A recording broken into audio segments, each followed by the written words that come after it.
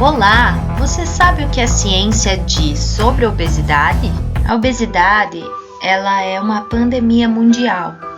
A obesidade, ela foi por muitas vezes negligenciada pelo poder público, porque dentro das estatísticas de óbitos, você não encontra obesidade, você encontra as doenças análogas a elas, doenças comórbidas a elas, que seriam principalmente as doenças cardiovasculares.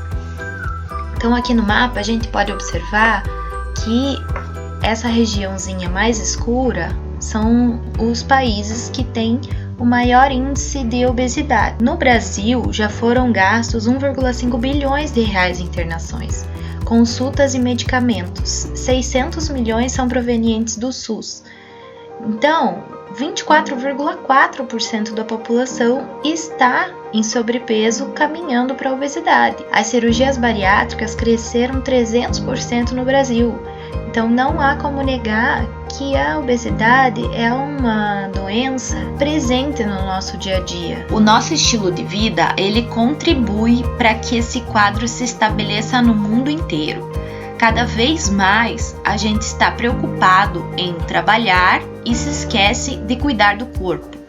Nossa alimentação, ela é rica em carboidrato e gordura. O nosso aporte energético vai muito além do que precisamos para enfrentar o dia. Ficamos muito tempo sentados no trabalho, não dormimos direito, não tomamos água. Tudo isso contribui para que a população tenha um aumento de peso. Além disso, como a população vem crescendo, a necessidade de produção de alimento também é maior. E a produção em massa provém principalmente do carboidrato.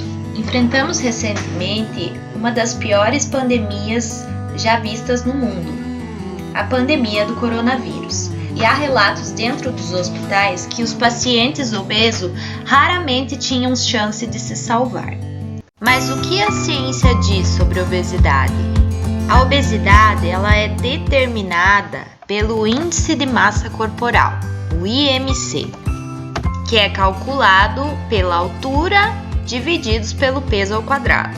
E que, de acordo com essa tabela, determinamos qual o grau de obesidade, que varia em 17, que é muito abaixo do peso, até a obesidade mórbida, onde o índice de massa corporal é acima de 40. A nossa gordura, ela é armazenada nos adipócitos, que são essas célulazinhas redondas.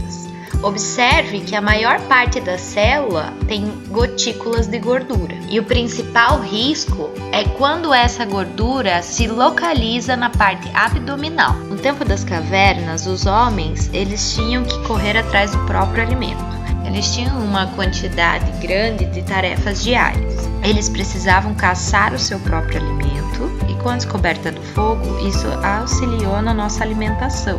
Eles podiam ficar muito tempo sem alimentação e a sua reserva energética servia para esses tempos de escassez.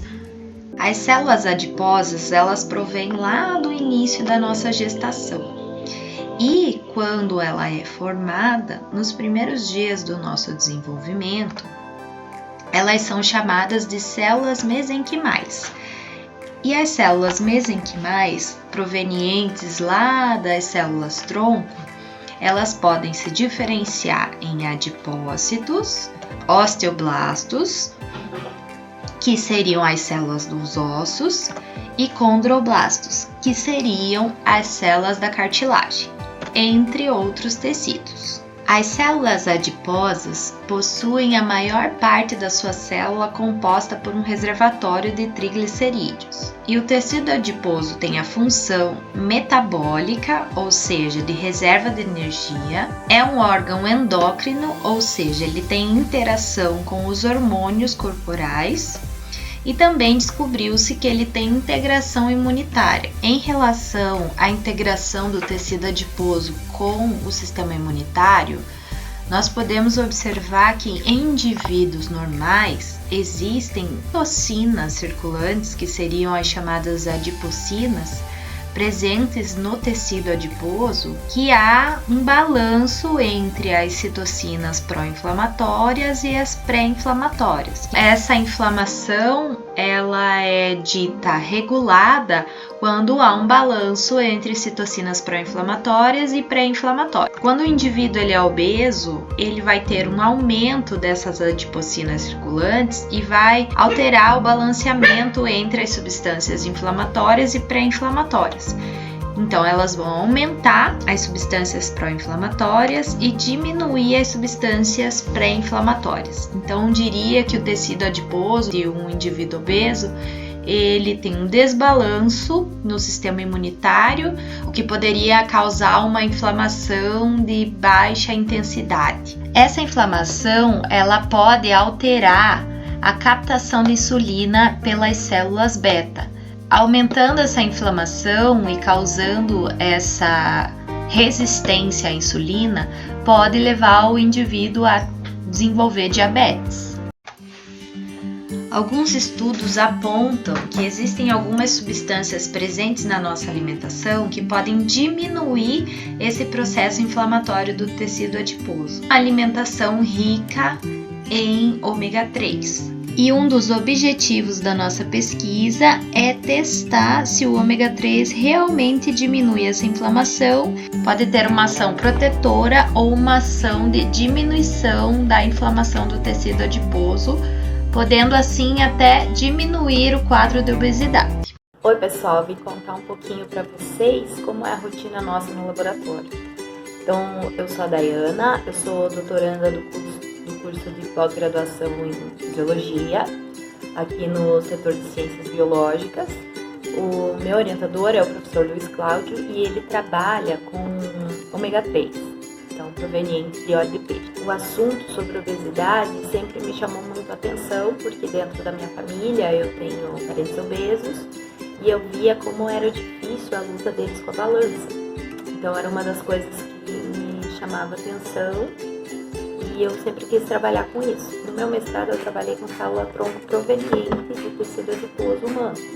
E aqui no Laboratório de Fisiologia da Federal, eu vim desenvolver uma pesquisa em relação à obesidade propriamente dita. O primeiro intuito nosso era associar a inflamação à obesidade. Todo mundo sabe que o tecido adiposo ele não é só um tecido de reserva, ele tem interação com outros sistemas. Essa parte aqui é a bancada do nosso laboratório e essa é a minha mesa aqui no Lab Metal.